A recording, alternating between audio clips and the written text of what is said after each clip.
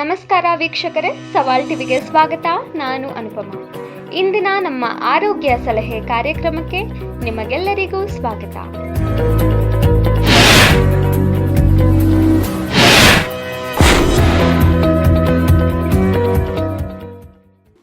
ರಾಗಿ ಅಂಬಲಿಯು ಕರ್ನಾಟಕದ ಸಾಂಪ್ರದಾಯಿಕ ಮತ್ತು ಪೌಷ್ಟಿಕಾಂಶ ಭರಿತ ಪಾನೀಯಗಳಲ್ಲಿ ಒಂದಾಗಿದೆ. ರಾಗಿಯು ದೇಹಕ್ಕೆ ಅಗತ್ಯವಿರುವ ಎಲ್ಲ ಪೋಷಕಾಂಶಗಳನ್ನು ಒದಗಿಸುವ ಶಕ್ತಿಶಾಲಿ ಧಾನ್ಯವಾಗಿದೆ. ಬೇಸಿಗೆ ಕಾಲದಲ್ಲಿ ರಾಗಿ ಅಂಬಲಿಯು ದೇಹದ ಉಷ್ಣತೆಯನ್ನು ಕಡಿಮೆ ಮಾಡಿ ತಂಪು ನೀಡುತ್ತದೆ. ಇದು ದೇಹಕ್ಕೆ ತಕ್ಷಣದ ಶಕ್ತಿಯನ್ನು ಒದಗಿಸುವುದಲ್ಲದೆ ದೀರ್ಘಕಾಲದವರೆಗೆ ಹಸಿವಾಗದಂತೆ ತಡೆಯುತ್ತದೆ.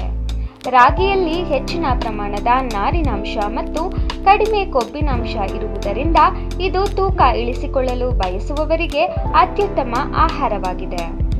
ನಾರಿನಾಂಶವು ಜೀರ್ಣಕ್ರಿಯೆಯನ್ನು ಸುಧಾರಿಸಿ ಮಲಬದ್ಧತೆಯನ್ನು ನಿವಾರಿಸುತ್ತದೆ. ಇತರ ಧಾನ್ಯಗಳಿಗೆ ಹೋಲಿಸಿದರೆ ರಾಗಿಯಲ್ಲಿ ಅತಿ ಹೆಚ್ಚು ಕ್ಯಾಲ್ಸಿಯಂ ಅಂಶವಿದೆ. ಇದು ಮೂಳೆಗಳ ಬೆಳವಣಿಗೆಗೆ ಮತ್ತು ವೃದ್ಧರಲ್ಲಿ ಮೂಳೆ ಸಂಬಂಧಿತ ಸಮಸ್ಯೆಗಳನ್ನು ತಡೆಯಲು ಸಹಾಯ ಮಾಡುತ್ತದೆ. ರಾಗಿಯು ಕಡಿಮೆ ಗ್ಲೈಸೆಮಿಕ್ ಹೊಂದಿದೆ. ಇದರಲ್ಲಿರುವ ಪಾಲಿಫಿನಾಲ್ಗಳು ರಕ್ತದಲ್ಲಿನ ಸಕ್ಕರೆ ಮಟ್ಟವನ್ನು ಸ್ಥಿರವಾಗಿರಿಸಲು ಮತ್ತು ಮಧುಮೇಹವನ್ನು ನಿಯಂತ್ರಿಸಲು ನೆರವಾಗುತ್ತದೆ.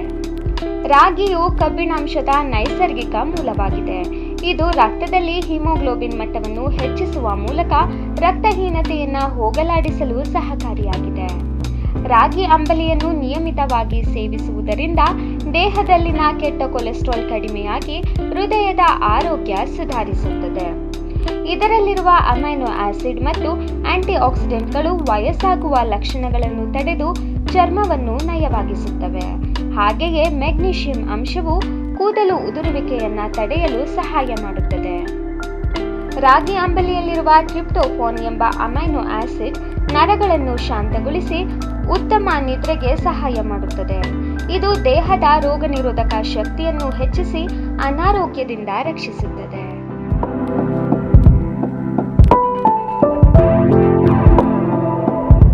ಇದೇ ತರ ಹೆಚ್ಚಿನ ವಿಡಿಯೋಗಳಿಗಾಗಿ ಸವಾಲ್ ಟಿವಿಯನ್ನು ಸಬ್ಸ್ಕ್ರೈಬ್ ಮಾಡಿ, ಲೈಕ್ ಮಾಡಿ, ಶೇರ್ ಮಾಡಿ, ಹಾಗೆ ನಿಮ್ಮ ಅನಿಸಿಕೆಗಳನ್ನು ಕಮೆಂಟ್ ಬಾಕ್ಸ್ನಲ್ಲಿ ತಿಳಿಸಿ.